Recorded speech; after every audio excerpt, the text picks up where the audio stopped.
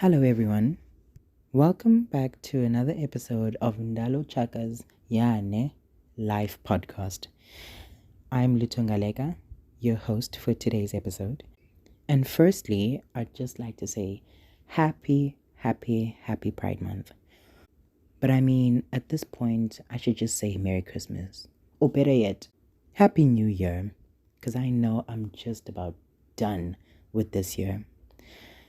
Anyways, today, we're going to be talking about a topic that is very sensitive and hits close to home for a lot of people. And that is coping in a world of homophobia. Before we begin, let me quickly give a background on who I am. So, my name, Lutho Ngalega, one of Ndalo's closest friends. I'm a 17-year-old openly gay male, and I am grateful for the chance to be myself unapologetically. But, yeah, ne? Life. Sometimes life throws us curveballs, and one of the most unfair ones is the discrimination that we get based on who we love. But yeah, that's what we're about to chat about. So grab your favorite beverage, get cozy, and let's chat.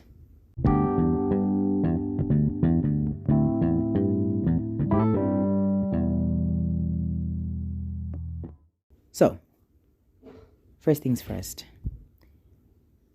Being a part of the LGBTQI plus community is saying tough is an understatement, because I know for a fact that many people out there aren't able to be themselves because it poses a danger to their livelihood. And I personally am grateful for the kind of environment that I've grown up in to be myself and not fear for my life in that sense.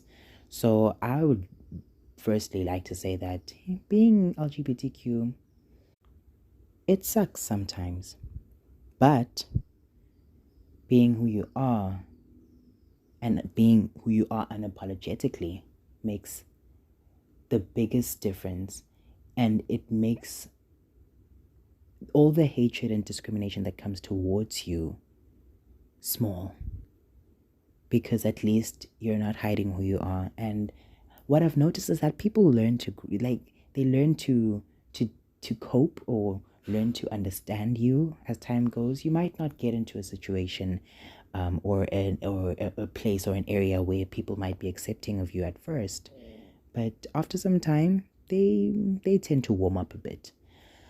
So I'd like to give some tips, advice, a few pointers on how to navigate in this crazy world that we call planet Earth, as an LGBTQ plus individual.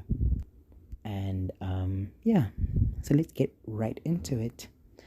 The first thing I would say is you're not alone, and you should remember that. Feeling isolated or hurt by homophobia can be incredibly challenging. I've been there too, and I know it's not easy. Gossip, nasty comments, rumors, the list is endless. But my first line of advice would be to connect with people who share your experiences, friends, online communities, or other LGBTQ plus individuals. Sometimes just knowing you're not alone can make all the difference. And I know for a fact that being able to talk to someone who you know understands where you're coming from can be alleviating. It can be freeing, you know.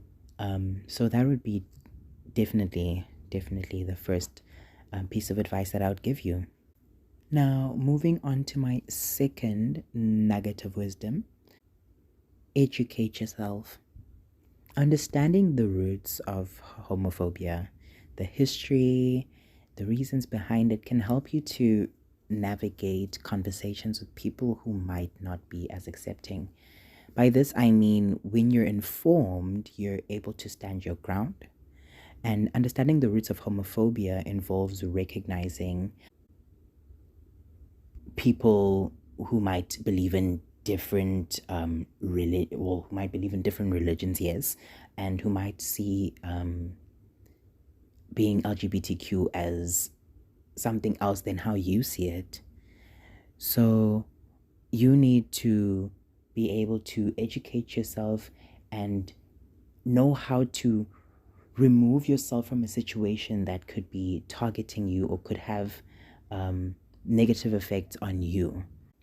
We all know that you won't always be accepted for who you are wherever you are, but it's important to know how to defend yourself. That is the most important thing. And I'm not speaking about physically, I'm speaking about being able to stand for what you believe in, stand for who you are. And that is important. Showing no weakness or showing no vulnerability to people who are putting you in an uncomfortable situation, that is power. Now, I'm not saying that you have to address every little slightly homophobic thing that happens in your life. Otherwise, some of you wouldn't be living lives. It happens all the time, and you've got to learn to put on a thick coat of skin because it won't last forever. And mostly because some people are just not worth the stress. So, the next thing that I'd like to highlight is that self-care is not selfish. Take a break when you need it. Find an escape. Being in a homophobic environment leaves you feeling vulnerable all the time. Your job is to find something that makes you feel safe and hold on to that. Whenever I was a bit anxious, I would get my mind off things by watching a bit of Netflix or doing something else, but something that I know wasn't constantly judging me. So recharge with some activities that make you feel happy and loved, whether that's a long bubble bath, a Netflix binge session, or a great book. Remember, you deserve love and respect too. So, let's talk about friends or allies, as some people would call it. These are the people who will stand by you, advocate for you, and be a shoulder to cry on. Surround yourself with people that will accept you for who you are. Luckily, we live in a modern society where homophobia isn't as intense as it was 30 years ago, 50 years ago, 400 years ago. Today, you can be a man wearing a 40-inch weave and go to the shops and back without being assaulted for it. In some places, of course. These are the things that didn't happen openly 50 years ago. We've come very far as a community and as a society, and we should be proud of ourselves. So find people who are open-minded and accept you as you are. But of course, that's easier said than done. There are many people living in extreme situations with no one else to rely on, and for those people, I say, prioritize your safety above all. Make decisions that will guarantee your safety until you can freely be who you are. Getting beaten, getting kicked out, getting sent to, what is it called? Oh yes, conversion therapy. Those aren't pretty things at all.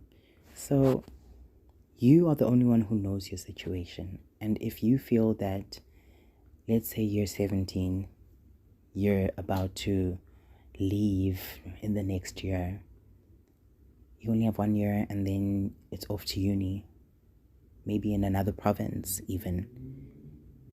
Is coming out really so much of a price to pay for your own safety? Give it some thought. Lastly, it's okay to set boundaries. If someone's negativity is affecting your mental health, don't be afraid to distance yourself from that person. You have the right to choose who you surround yourself with. Your well being comes first. Now, before this episode comes to a close, I'd like to share just a little bit about my own personal experience, or one of my own personal experiences with dealing with homophobia, and how I managed to deal with it in my own way. And now, this might not work for everybody, but that's what I saw fit best. So, I was a target of quite a lot of homophobia in a certain period of my life. And rumors would go around, people would say things, jokes. Actually, they would even plot against me. And yeah, it was a very hostile environment. But what kept me going, or kept me sane, was the fact that I knew that I was better. And that some of them did the things that they did out of jealousy, and that's something I had to deal with. But it broke me. It broke me mentally. And I remember that one day, it was my birthday, and I cried because obviously I was away from home, but I cried alone by myself in the shower because the pressure got too much. I knew that I was in an environment where it was difficult to live life, to be who you are, because everybody was constantly looking out for what you did wrong, or simply looking for something that they could use against you. But given all of this, none of them saw what it was doing to me, because I live by one principle. Vulnerability is good, but not around people who don't have your best interest at heart. You have to always remain nonchalant, unbothered, because they will capitalize on that vulnerability. And I know for a fact that being LGBTQ plus is one of the bravest things that a person can be in their life. So, you've always got to keep your head up high. It might hurt, but it will get better. Trust me, it will get better. And that's all I have for this episode. So remember, you're strong, resilient, and deserving of love and happiness, no matter your sexual orientation. Homophobia might be out there, but it does not define you. And as We Love Shay says, carry yourself like royalty, and these niggas got to respect you. Thank you so much for joining me on Ndalo Chaka's Yane Life podcast. Remember to stay true to yourself, and we'll catch you in the next episode. Take care. Bye. Before we end the show, hi guys, it's me, Ndalo. I wanted to thank Lutho so much for his input today and essentially taking over today's episode. And I just wanted to share a bit of background on Lutho. So in terms of his relationship in my life. So I definitely wanted Lutho to be the last person and have his own, segment, because Lutho has been a very big part in my journey as a member of the LGBTQ plus community. I remember meeting Lutho in 2019, and he was my very first openly gay friend. And back then it was I just didn't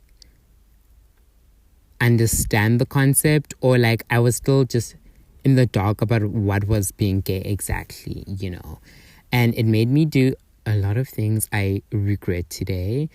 But essentially he's just been there ever since I came out, ever since, even before I came out. Lisa has just been an amazing rock, and I'm so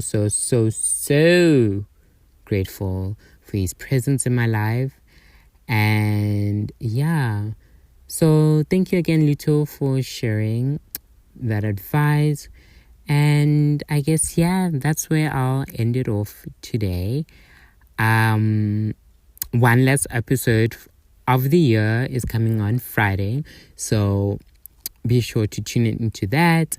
And then, yeah, I guess I'll see you guys on Friday. I love you guys so much. Bye.